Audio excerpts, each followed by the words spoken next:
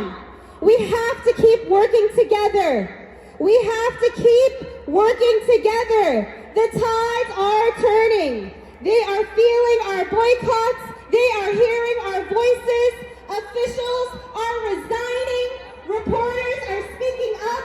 People are listening and hearing the truth, and they are saying no to genocide. Each of you will go home. Each of you will return to your friends and family and community, and that is where the work must continue. Each of us must ask, what can I do? How can I make this stronger? This movement stronger? Enough is enough. We need to call for a ceasefire now, and we need to keep working on it today, tomorrow, and always until there's a free Palestine. Free, free Palestine! Free, free Palestine! We now want to salute the resistance of the indigenous people of this land.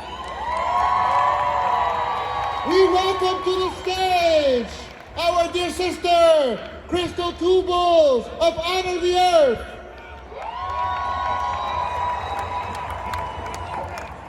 My name is Crystal Tubals. I'm Oglala Lakota, Northern Cheyenne. I come from Lakota and Cheyenne territories in what's now called Montana, South Dakota. I'm here with my little sister, Siam, Takaya, and little brother, Denzel, who's coming from what's now known as British Columbia. We come to you today as people who recognize in our spirits that we share a story. And like you, we know who we come from and where we come from.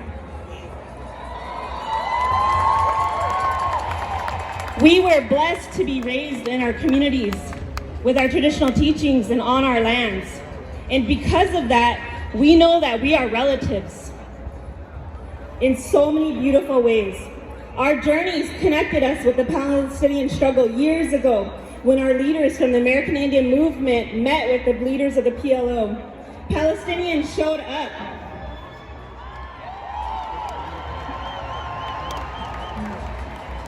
Palestinians showed up and held security at Wounded Knee occupation in 1973. And when our people started to attend the United Nations, it was Palestinians who showed us the ropes. They came to our territories in so-called British Columbia and offered tactical skills training to our people. For me personally, it was Standing Rock, where I recognized our deep connection, and that sealed my relationship deep into my heart and spirit with Palestinian people. We are here today as people who descend from warriors and survivors of attempted genocide. But we weren't supposed to be here today. We weren't supposed to survive this settler colonial project. They tried to massacre us. We have stories about the atrocities that they did to our people, cutting off body parts of men and women, parading them through the streets on necklaces and spears. They tried to kill our life sources. They tried to take out the buffalo and the salmon and contaminate our waters. They forcibly removed us from our lands and chased us down like animals when we tried to return home. They sterilized our women and kidnapped our children and tried to kill the Indian and save the man. And when they failed, because they failed, they now try to silence us and erase us from the history books. But we are still here, and we survived. And to my Palestinian relatives, so will you. We will survive because we belong to the land. We will survive because we are the land. The land knows you, and the land will call you home. Until then, my dear relatives, as an Oglala woman, as a Northern Cheyenne woman, as a Tla'amin woman, a Stalo woman, a Nichanoth woman, a Gitsan man, we commit to carrying your struggle as our own.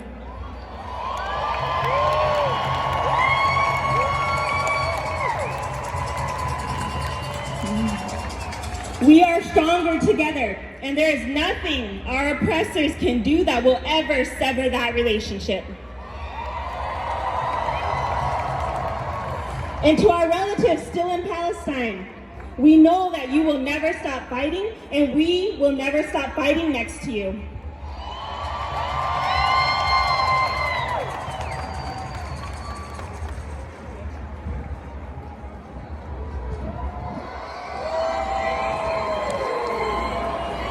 We have a strong message for the true anti-Semites that are in the U.S. Congress and in the White House.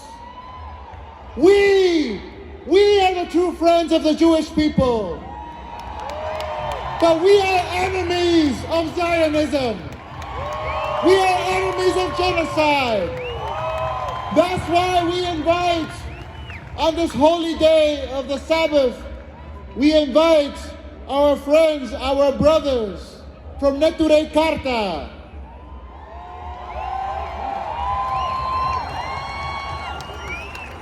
Hello, my name is Richie Marino. I'm with Workers World, and I'm also with the Bronx Anti-War Coalition. And I'm very proud to be reading a speech prepared by Neturei Karta International for the rally in Washington, D.C. on Saturday, November 4th, 2023. With the help of the Almighty, Assalamu Alaikum, due to religious restrictions of the Jewish Sabbath, we apologize that we cannot speak to you using the microphone, but we want to use this opportunity to express our solidarity with the suffering and persecuted people of Gaza and Palestine.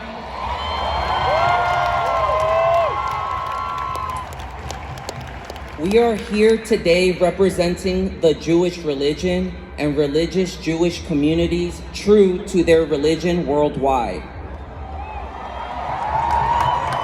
To voice our horror and to condemn the horrific genocide of innocent men, women, and children occurring now in Gaza, and the ongoing brutal occupation of Palestine for over 75 years. Since the inception of Zionism in the late 19th century, masses of Jewish people and the rabbinical leaders worldwide, including in the occupied Palestine, oppose Zionism and the very concept of the State of Israel, and to the present day condemn all of its atrocities. The very existence of the State of Israel, the ongoing occupation, including all brutal atrocities since its very beginning in 1948, are a violation of Judaism and are criminal and barbaric. According to Jewish belief, Jews are forbidden to create their own state since God placed them in exile, and they are forbidden to end this divine decree of exile by any physical means. This is especially the case with respect to killing and occupying, both of which are totally forbidden in the Jewish religion. Jews are required to live as loyal citizens and peaceful neighbors in the countries where they reside. Muslims and Jews have lived for hundreds of years in Palestine with a beautiful coexistence. The difference of religion was not a reason for conflict. This occupation is ultimately responsible for the ongoing tragic bloodshed today and for over the 100 years of both Arab and Jew. Opposing the Zionist State of Israel is not anti-Jewish and not anti-Semitism. Rather, the State of Israel is the personification of anti-Jewish and anti-Semitism. To end the constant cycle of violence and tragedies, Palestine must be returned to the Palestinians and the Zionist movement must cease. We pray that this should happen peacefully with no more suffering for anyone. Inshallah, at that time we can hope to see the peace that existed in Palestine prior to the invention of Zionism once again restored. One final and very important point. Please never refer to the State of Israel as the Jewish state. That only helps to support and empower the State of Israel. Please refer to it as the Zionist state and to people that support it as Zionists, not as Jews. Assalamu alaikum, a chant, follow me, Judaism yes, Zionism no, the state of Israel must go.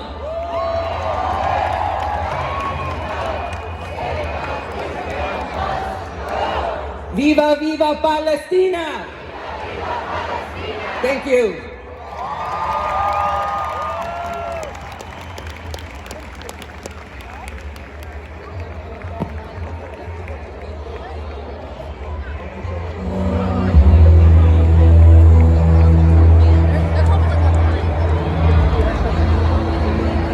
Free, free Palestine!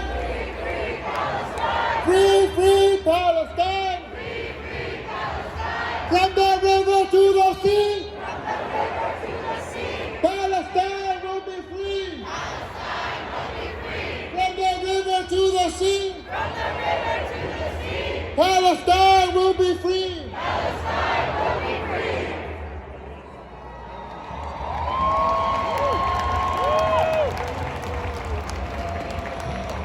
MashaAllah, we love the children. We are going to bring up our comrade from Dream Defenders, Janelle Edwards. Brick by brick, wall by wall, Zionism will fall. Brick by brick, wall by wall, apartheid will fall. ومن المية للمية فلسطين عربية. من المية للمية إسرائيل حرامية. No Israel حرامية. Give it up for Janelle Edwards, please. Hello. What side are you on, my people? What side are you on? We on the freedom side. What side are you on, my people? What side are you on? We on the freedom side. My name is Jonelle, and I'm the co-executive director at Dream Defenders. We're a national Black freedom organization fighting for safety and a good life for all of us. From our inception, the history of our organization has been inextricably tied to the Palestinian liberation struggle. As we fought in the state of Florida after the murder of Trayvon Martin, it was Palestinians who stood next to us. It was Palestinian homes where we strategized, where we planned, and where we took action together. And in 2015, at the leadership of Ahmed Abu's name, we began taking delegations from across the country to Palestine to continue the long legacy of Black and Palestinian solidarity. And through those delegations, I and many other Black organizers from the United States saw firsthand the roads Palestinians couldn't drive on, the checkpoints, the settler harassment, the empty tear gas canisters, and the Palestinian children who showed it to us. At the core of what ties the Black and Palestinian struggles for liberation together is our unfailing yearning and determination to live freely, unapologetically, and fully. And they will never take that from us. The mainstream media would have you believe that the war on Gaza just started. But we know that's not true.